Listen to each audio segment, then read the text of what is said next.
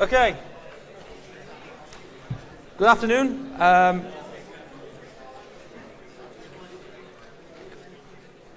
Right. Okay, so we're going to carry on from last week, not last week, sorry, from Monday. If you turn to page 1.9 from your chapter 1, we're going to carry on with chapter 1 now. Hopefully we're going to finish chapter 1 today, and if you have time, we start on chapter 2 as well. Right, so last week, obviously we had the fun Kahoot we played, and then I started talking about some basic concepts in thermodynamics. Mainly, we talked about open systems, closed systems, isolated systems, very simple stuff really, some basic terminology.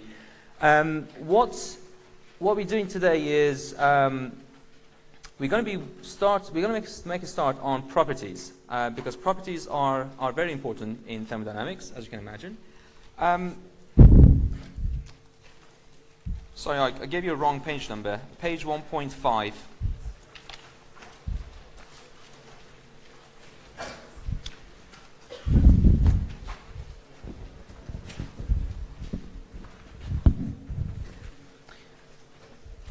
So, we're going to be looking at property and what's the definition of property in thermodynamics. You might be familiar with the concept of property in mechanical systems. You know, it's something quite normal we use all the time, length, etc.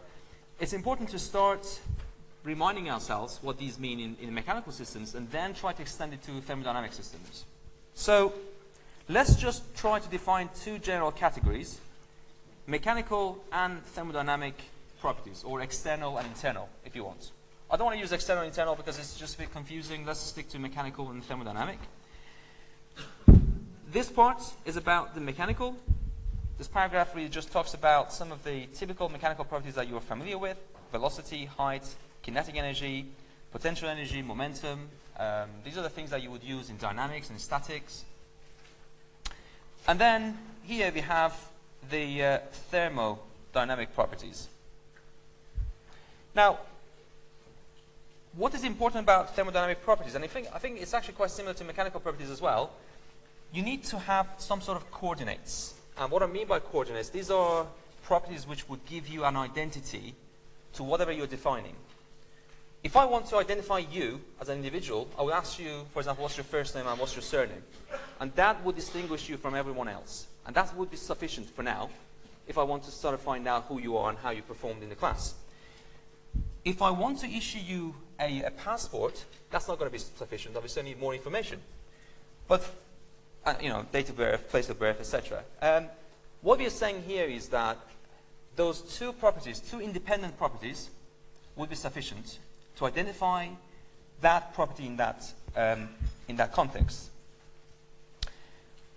However, these two properties have to be independent. If it's dependent on something else, it's not going to be sufficient. It's not going to be enough to define that property. Now, for example, some of the common thermodynamic properties, some of the things that you will come across a lot: pressure, temperature, volume, quality. Quality is something that we come back to it later on. It's a factor between 0 and 1 and defines how, well, it actually has a definition in the context of steam, and it's how wet the steam is, from 0% to 100%. But we'll come back to that later on. And with these two independent properties, we can define the state. I'm going to come back to the state just in a little bit of time. However, what is important really is that the property in thermodynamics, what we define, is independent of the path. Now, if the pressure, for example, and the volume of one system is x and y, it doesn't matter what was the x and y just moments ago. What matters is that at this point, these are the two properties, and therefore this is the location or the coordinate of that system. So the path is not really important. If you want to show that mathematically, that's the equation. Normally we use phi. You may have used the same. Phi is just a generic property. It could be velocity, temperature, whatever that could be. You know, it's not something that it's just a generic symbol that we use for any property. And what you're interested really is you're doing an integration in order to find the difference between state 1 and state 2. And in this equation, the path really is irrelevant.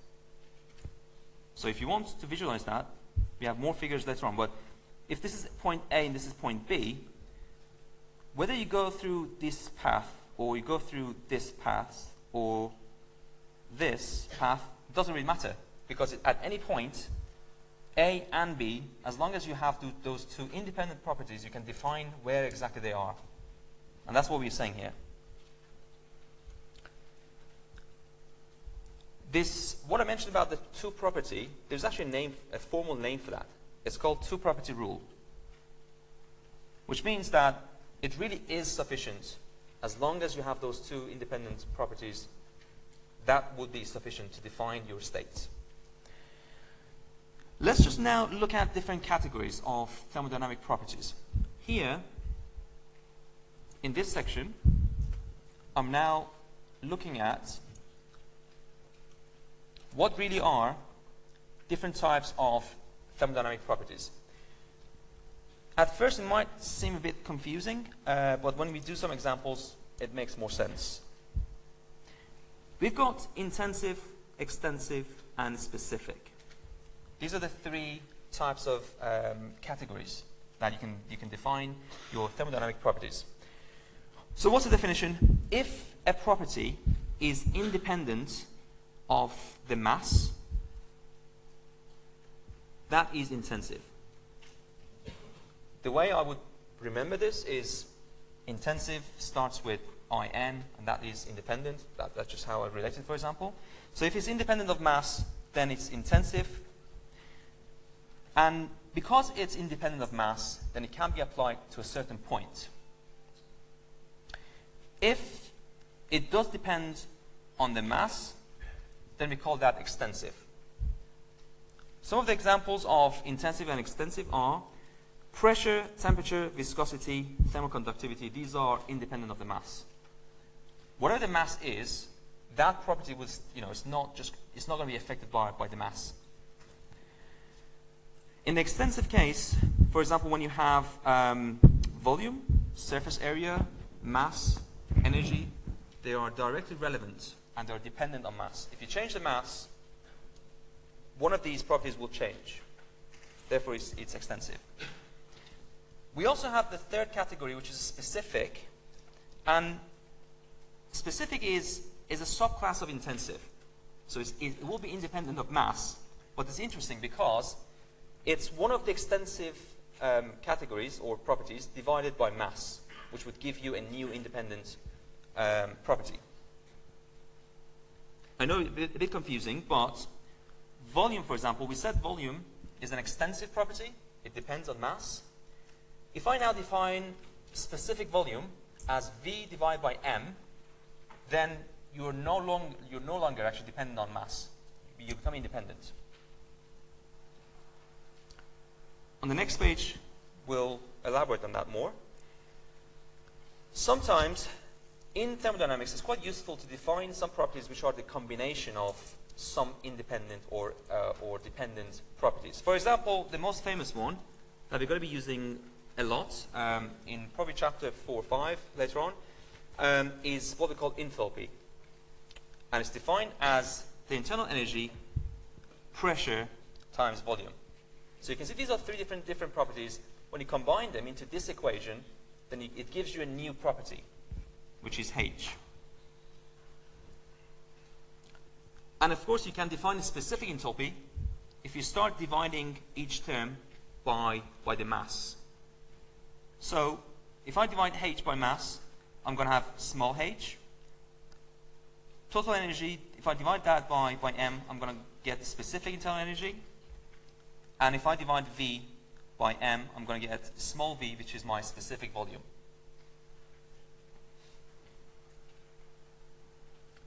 Let's move on to the next page now. On this page, there's a table. And this table is really about conversion. You can see here we've got a number of different quantities, symbols, SI units, and then imperial units, and how the sort of conversion factor, how you can convert from imperial to SI. Now, the first thing to mention is that I don't expect you to memorize any of these. You may have noticed, if you look at textbooks in Thermodynamics, for example, if they're printed in the UK, they're normally in SI units. If they are in US, then they're normally used imperial units. And I personally hate imperial units. It just makes life so difficult. But of course, sometimes you just need to convert those. I do not give you any question that would involve imperial units. As simple as that, because in reality, the sort of problems that you encounter these days, you rarely have imperial units. And even if you do, you're not going to go to the textbook and use one of these factors and start doing calculation. In reality, if you just now go onto Google and then type, I don't know, 10 pound to kilogram, it just gives you the value. Or even more complicated, it just gives you in less than a second. So on Monday, I actually mentioned that I want you to have very practical skills. Of course, this source is there, and I'll give you one example to see how you can use it, but I don't want to waste time on doing lots of nonsense calculations.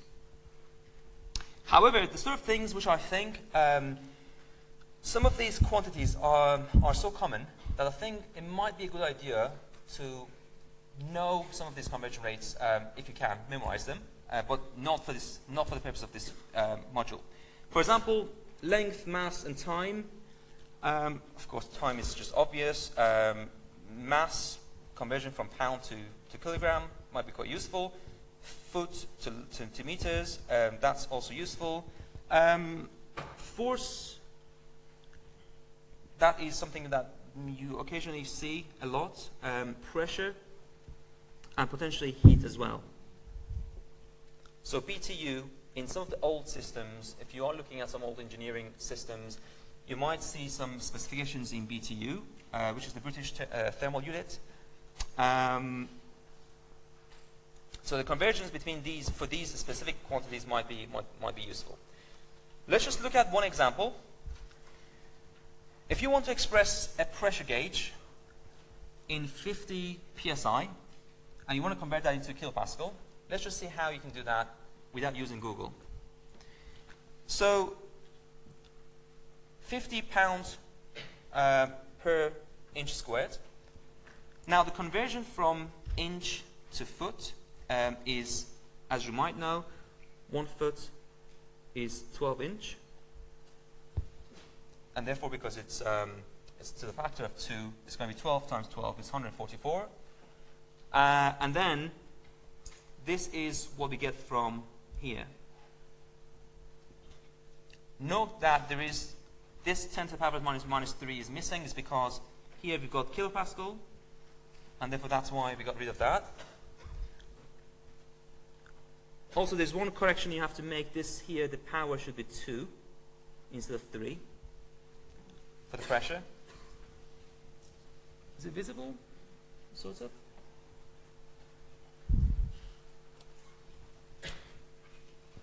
And then by doing this simple calculation, you get the value of pressure in kilopascal. So that's how you would use this table in order to convert between units. Now, the next example is about identifying different units, whether they are intensive, extensive, etc. We've got, for example, 100 meter cubed in volume. What is volume? Is it dependent or is it not dependent on mass? What's that? So if it's independent, then it's intensive. If it's dependent, then it's extensive. Which one is it? Extensive, isn't it? So that is extensive, because if you change the mass in a system, in a closed system, then obviously the volume will change as well. If you've got 50 kilojoules of kinetic energy, then that is, sorry, that's not. That is again extensive because that depends on the mass. Pressure has got to be independent because pressure is one of the most common properties that we're going to use as an independent property to define the state in thermodynamics. So that is intensive. What about stress? Stress is also independent. And therefore, that would be intensive.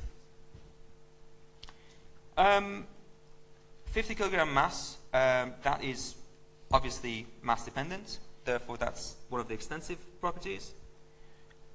And the speed, velocity will be independent, and therefore it would be intensive. Now, the second part of the question really asks you to find the specific volume, specific energy, and the specific mass. And what you need to do is just divide them by mass and find out what is that value. Note that when you're dealing with specific properties, of course the unit has to change as well. So we know that the unit for volume is meter cubed. When you have a specific volume, then of course it has to change to meter cubed per kilogram, and so on and so forth. The next example is about expressing some of these more complicated quantities in SI units. And the ones that we are interested in are power, kinetic energy, specific entropy, and specific weight.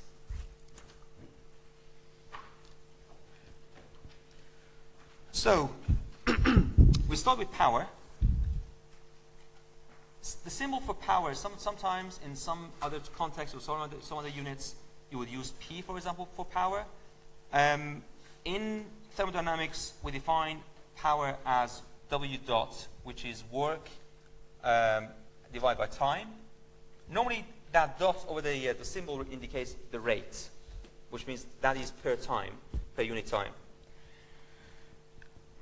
Now, what's the equation for power? You've got the force times, you've got the force times the velocity.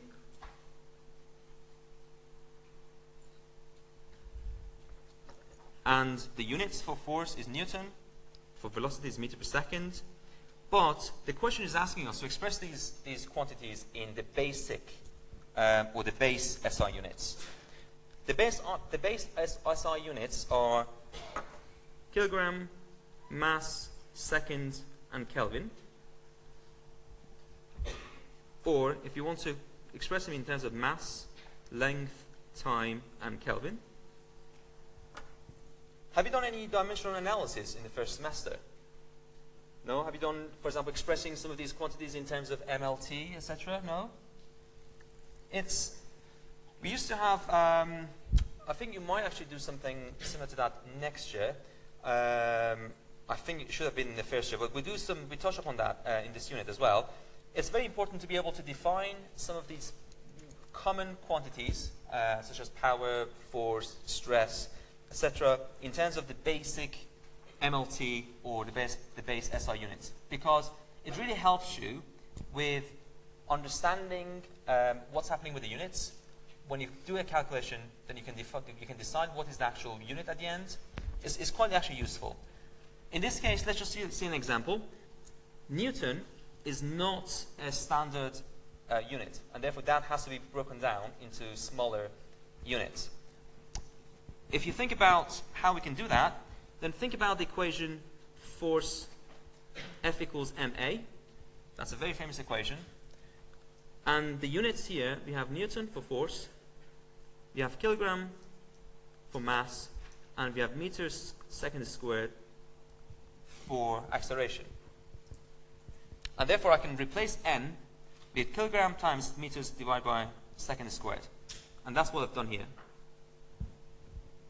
So if you simplify that, then you end up with kilogram meter cubed, so meters squared per second cubed.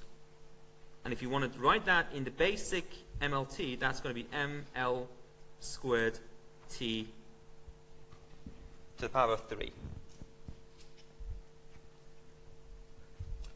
We can do the same for the energy, for the kinetic energy. The equation for the kinetic energy is half mv squared. When you have a constant such as half, that doesn't play a role when it comes to units, obviously. Then you've got kilogram for mass, meter seconds for velocity. Very simply, you end up with kilogram meter squared second squared. The third one is the specific entropy. Now, I know we haven't covered entropy yet, but it's one of those important concepts in thermodynamics. So it might be useful to look at what actually that means. We're going to start with the fact that the specific entropy is just total entropy divided by mass. As we know, that's the definition of a specific property. The units for S, for entropy, is joule per Kelvin. And then this kilogram just comes from the mass. Again, joules is not a standard unit similar to the Newton. You have to break it down. What we know is that energy is equal to, so if you want to write that in terms of units, then you have joules is equal to Newton times mass, which is kilogram. And what that gives you is, again, starting with what we had for the mass. So that is actually joule. Let's write this again. So it would have been easy if I started with this one, because in that case we would have had the energy. So energy, what we defined here, was kilogram meter squared second squared. And if you multiply that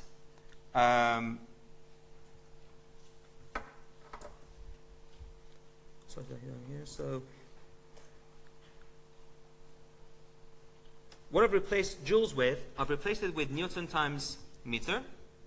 And what I've done for Newton, just here, this was Newton, was kilogram meter second squared. And that's, when you put all this together, then you end up with this unit for the specific entropy. This example just shows that when you have something complicated like specific entropy, then you start breaking it down by looking at the equation and how you define that property, and then you can end up with a simpler basic SI unit. The last one is the specific weight. Now, the reason why I've included a specific weight is actually on purpose, because if it wasn't confusing enough, there are other specific units which they don't mean that it's actually been divided by mass. So there are exceptions. You might have come across specific weight, and you might have come across specific density. These are two exceptions, as far as we are concerned, that they don't mean that, they have been divided by mass. They mean it's something different. And I put here, for example, what they mean. Specific weight is the weight per unit volume, and a specific density is normally the density of that substance divided by the density of water. So they have completely different meaning. In this case, here we are just talking about a specific weight, and therefore you can see that here this is not divided by mass, and I've put here just to highlight that this is how we define it. And a specific weight is really defined by density times G, and as I've defined previously, you end up with this unit. When you do the simple calculations, that is the base SI unit for the specific weight. And also remember that G, of course you must know by now, but G has the units of acceleration, because this is acceleration due to gravity. Right, any questions so far? Okay.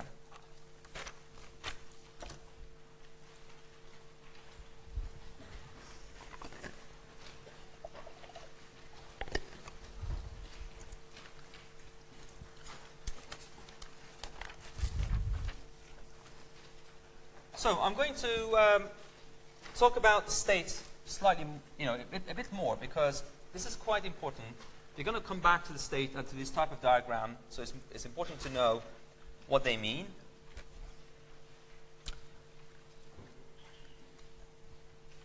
Most of the definition for state, most of these state points and these diagrams are for what we call simple systems.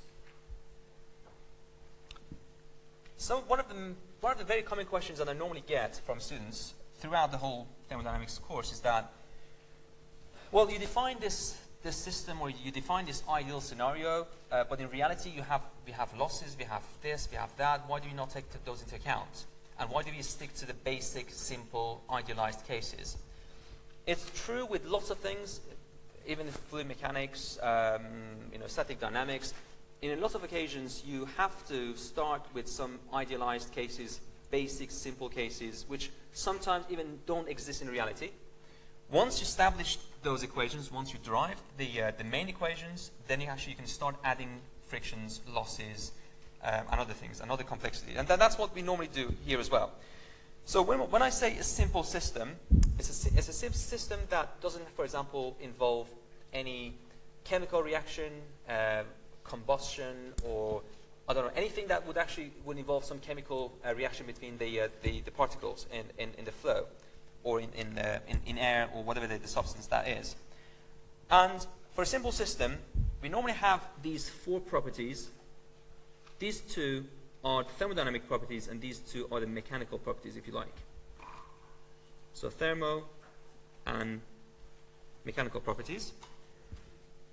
These are not the only two, but these are the basics that we're going to start with. So pressure and volume, remember that. These are, forget about the velocity and position for now, because we're not going to be doing anything mechanical as such. It's mainly the volume and pressure that we care about.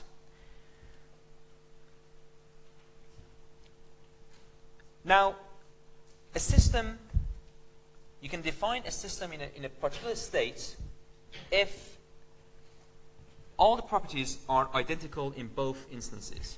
So if you're comparing two different systems, if you want to say that these two systems are in equilibrium, or they're actually the same, all the properties must be identical in the time that you're comparing. Let's start now with a state point and a state diagram. This is the sort of diagram that I was trying to refer to. And you've got on the y-axis, you've got pressure. On the x-axis, you've got the volume. Because these two are independent properties, if I put any point in this diagram, that would give me a state point. State point is essentially a point which indicates to a certain instance in that system. So you know in that point, the pressure is fixed, the volume is fixed, and that is the starting point for us. Now, if you start introducing some change in the state, which is the case normally, whatever process you go through, you will change the state from this point to this point. In this example, for example, if you've got a balloon and you're inflating this balloon, then you start with a certain volume. As you start pressurizing it, pressure goes up, the volume goes up, so you move from point A to point B. Now, depending on how you inflate this balloon, at what angle, what speed, what sort of pressure, what sort of temperature you introduce the air in the balloon, then this path could be different. But again, going back to the same concept, regardless of the path, when you get to point 2, I don't care what method you use in order to inflate this balloon. State 2 is a state 2 with certain pressure and volume. And that's what we mean by independent properties.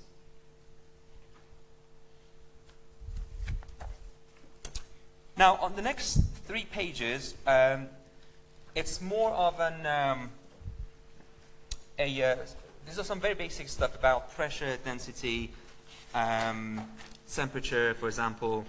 And these are remember on Monday, I said that we're going to have some sections which are type of self-study. The next 3 pages are for your own study, I want you to go through these. Most of you would have covered these in A-levels. These are some very basic concepts in terms of density, what is density, how we define density, temperature, pressure, some examples in terms of hydrodynamic pressure. In fact, some of them actually you've already covered in fluid mechanics, but again, they're included here for clarity.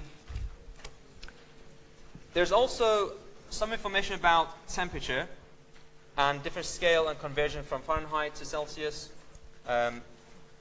So up to page 11, those three pages that you've got now, these are the stuff that I want you to go and read. Again, when I say self-study, these are the things that you could indirectly be assessed on. And what I mean by that, I'm not going to ask a question, for example, to convert from Fahrenheit to Celsius, or some of the equations that are here, but in order to understand the next topic and the next chapter and the future sessions, you've got to have some sort of basic understanding of those pages.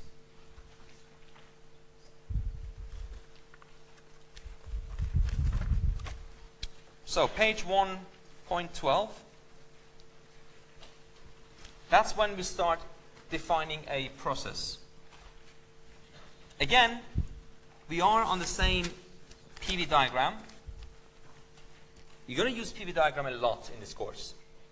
A lot of the cycles, a lot of the systems, engines, refrigeration stuff that I mentioned last week, last session on Monday, you can define them and you can draw them on a PV diagram. It's quite handy. There are two types of diagram that we will be drawing. One would be PV and the other one would be TS, temperature and entropy. And we'll come back to that. And they're sort of complementary. There are some of the things there are some processes that you can't draw on PV diagram because it's not very clear, and you use TS diagram and vice versa. But PV is probably the most, is the easiest one to understand because it sort of makes sense. You know when the volume changes, you know when the pressure changes, and therefore it's quite useful. If a system changes state slowly, and I want to emphasize on the word slowly, it's similar to what I mentioned about a simple system. Why do we have to call this slow? Why does a process have to be a slow, or later on we call it quasi-static process? Again, think about the inflating the balloon experience. If I start inflating a balloon using a very high pressure and high velocity, and then do the same thing with the same balloon, but at a very slow pace, do you think in terms of calculations, in terms of PV diagram, we're going to have exactly the same path and the same endpoints? Have a think about it now. So this is the PV diagram that I'm going to have, PV, point 1, point 2. This is the sort of a typical path that you would normally go through as you inflate the balloon. If you do it slow, you're going to have hundreds or thousands of points, what we call equilibrium points, or as you can see here, these dots include equilibrium points. And if you repeat the process hundreds of times, it will still go through the same equilibrium points, provided that you go very slowly. If I start inflating this balloon quite fast, what happens really is that because of some additional physical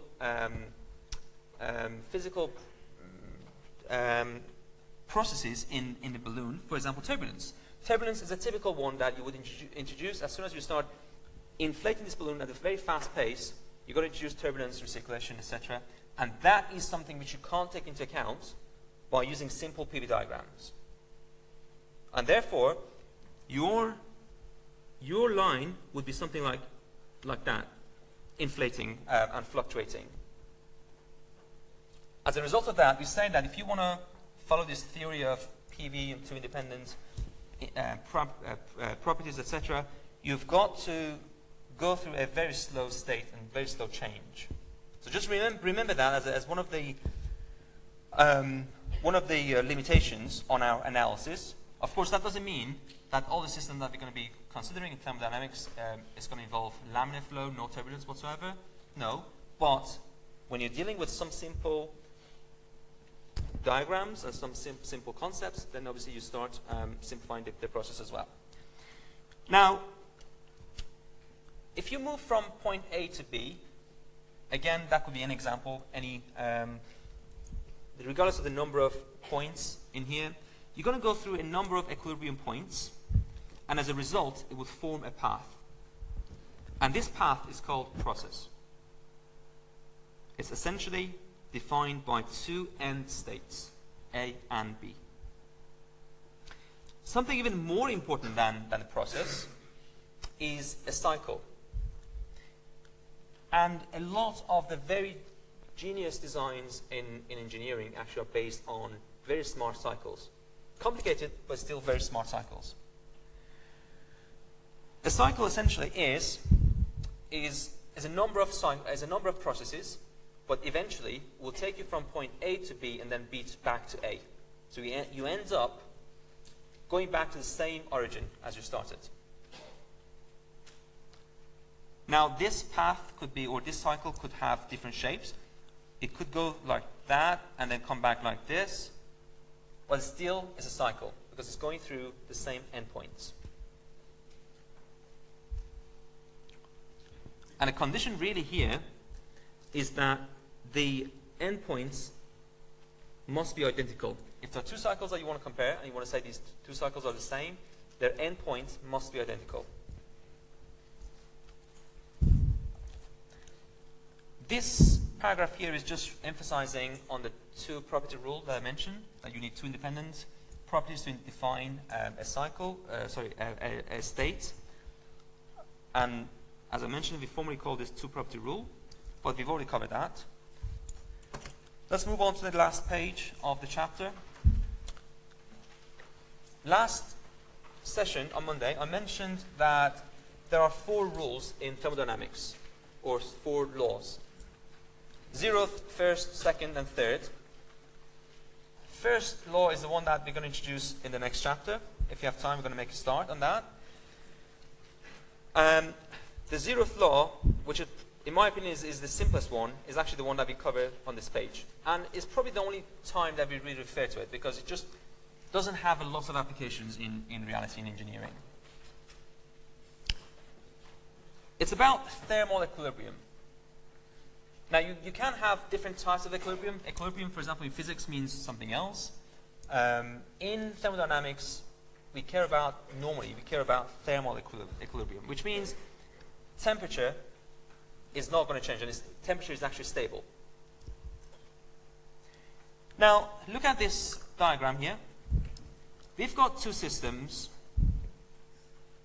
at different pressure and volume, P and V and P dash V dash, or prime. We have two different possibilities. This wall here could either be an adiabatic wall. Are you familiar with the term adiabatic? Yeah? Okay. So, adiabatic really, in this case, means that it's a perfect insulator. It's not, and what I mean by perfect is that there's, there's no losses. It's absolutely perfect. So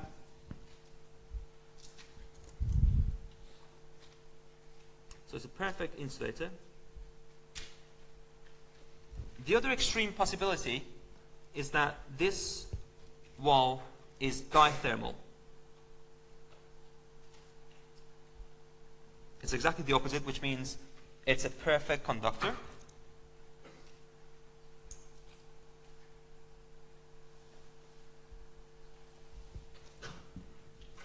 Now, if you have the first scenario, there's not going to be any change, and there's not going to be any exchange of energy or temperature or heat or whatever between the two states and the two systems, obviously.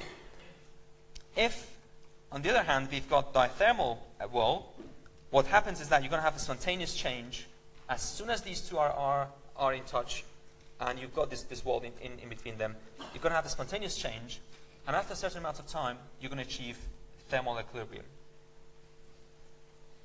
And therefore, for example, if system A is at temperature 100 Celsius, system B is at 20,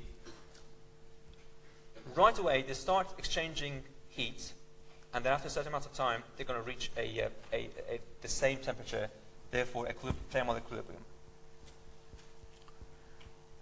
So that's in theory, that is the basis of the zeroth law. Now, the zeroth law of thermodynamics really is summarized in this image here. If you look at that, we've got three systems, A, B, and C. Two of them are connected by an adiabatic wall, and these two are connected with system C using a diathermal wall. And this is what the law really says, and it sort of makes sense. And that's why I said it doesn't really have engineering application. It's more about the fundamental of thermal exchange and heat exchange between the two systems. Two systems are in thermal equilibrium with each other if they're both in thermal equilibrium with a third system, which means that if now we know by now that this will be in equilibrium with this will be in equilibrium with this, and as a result, through logic, that will be equilibrium with this one, despite having an adiabatic wall between them. That's just really how we define the zeroth law. More information about this, I've given more information in Appendix 1.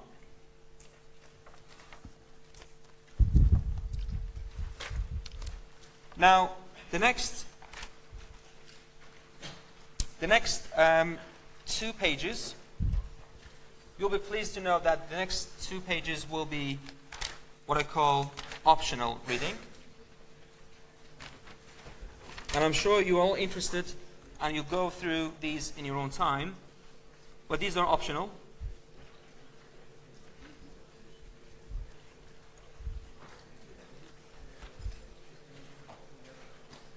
And by optional, of course, I mean that you're not going to be assessed on the sort of equations and the sort of information discussed here, but they are good for you to read as an engineer.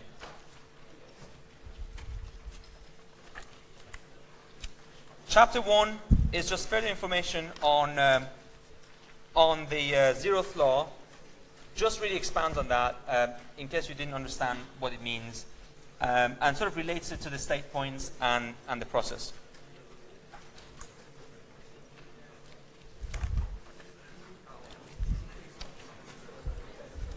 Any questions so far? We've got about 5 minutes. So we've got 2 options. I want to finish 10 to 4, and we've got 5 minutes. I can make an introduction to chapter 2, or I can let you go now. Which one do you prefer? What's that? Shall I carry on? Just raise your hand. Do you want to go on a break? Raise your hand now.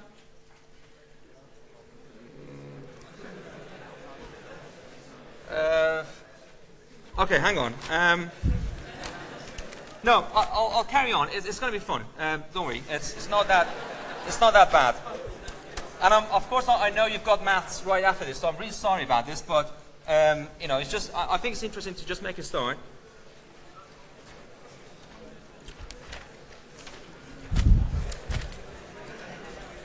Okay, so this chapter really introduces first law, and first law is really important. What I want you to take away from the first law now is that it's all about heat and work. So first law is about energy, and energy, as far as we are concerned here, has 2 parts: work and heat. If you want to define, so if you wanted to, possibly if you've done physics in high school, in A levels, for example, you were told that the first law is probably an extension of what we know as the law of conservation of energy. So the energy in the universe neither can be created nor destroyed, and that's what you learned in physics. And you might argue that the first law is essentially an extension of that, but it has more engineering side and more engineering aspect. Energy, essentially, something I want you to remember, we talked about properties. Energy is actually a property. But work and heat are not. That is a very important distinction. So work and heat are not properties, whereas energy are. Energy is. What is the formal definition of work? Really, what we define work, as far as we are concerned, in this case, work is motion against an opposing force, whether it could be friction or it could be gravity. If I push this bag on this table, I've done some work, and that is to overcome the friction of the surface, or the friction between the table and the bag. If I lift this, I've also done some work as well, and that is because I'm overcoming the gravity. And that's what we mean by work. What is really defined, how we define work, is normally force times displacement, F times D, but as you'll find out later on, it might it will have some different forms and different equations. Sometimes, because work can have different shapes and different forms, we try to find an equivalent of work, and that is normally in terms of lifting a certain amount of weight. So even the amount of work that I now put on this bag in order to push it, I can probably find that in the equivalent form of lifting a weight. Just like, just about that value. What is heat? Heat really is energy as a result of temperature difference. If you've got a rod or a piece of metal, for example, and then you have 100 Celsius here and minus 10 here on the side, you know that there's going to be a flow of energy from one side to the other one. And that's a typical example of what heat means. That form of energy exchange within this rod essentially would be what we call heat.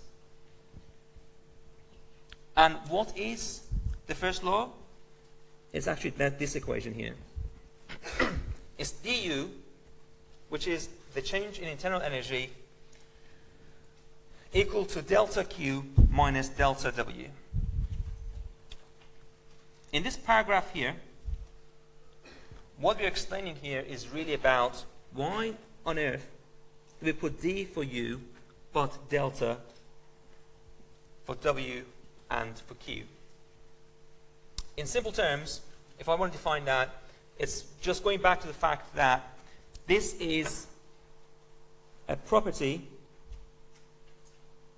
but these two aren't. These are not properties. And when it comes to writing the change in that quantity, then you have to treat them differently. Mathematically, it's defined here. Why we do that is because when you start looking at, for example, a real process, which means a process which involves time, then we can define du as u dot times dt. Delta q equals q dot dt, and delta w is w dot times dt, where dt is essentially an increment of time in all the cases. Of course, by rearranging this equation, I can define my u dot as du dt. It's just a rate of change of internal energy with respect to time. I can't do the same thing by rearranging this equation, because if I now say that delta q divided by dt, delta q divided by dt is q dot, it won't be right because q isn't a property. So mathematically, I have to actually use delta to indicate that change and that difference. And that is actually what is defined in here.